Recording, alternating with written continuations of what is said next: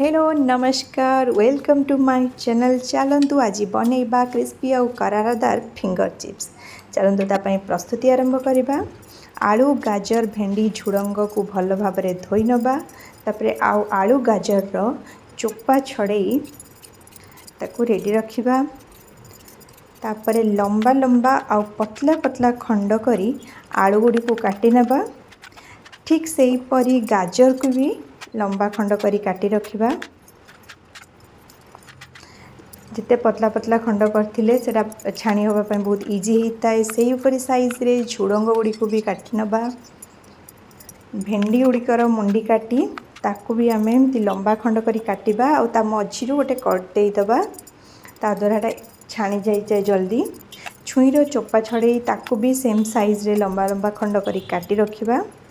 हमर कटा तो रेडी हो जाइए। चलतु एक गोटे बोल को ट्रांसफर करवा।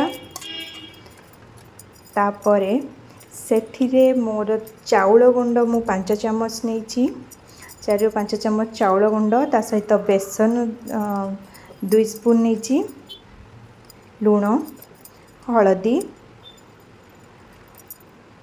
लंका गुंड जीरा गुंड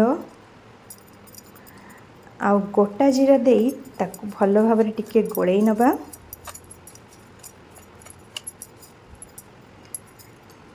तापरे सेथिरे चाट मसला आउ आमचूर पाउडर पकई गोलैबा। एथिरे जमा पानी रो व्यवहार करिवेनी। हल्का टिके पानी हाथ ये गोलई नेबे जहाँद्वारा गुंड गुड़िक भल भाव परिवा सहित लगी जिवो।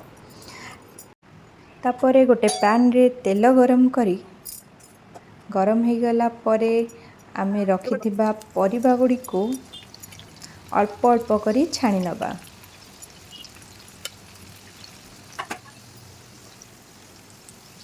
एकाथरे पकेले भलसे ही न थाए कहीं मु बहुत अल्प तेल रे छाणुची तो सेथिपाई परिबा गुड़ी को अल्प अल्प क्वांटिटी रे पकई छाणी नउची।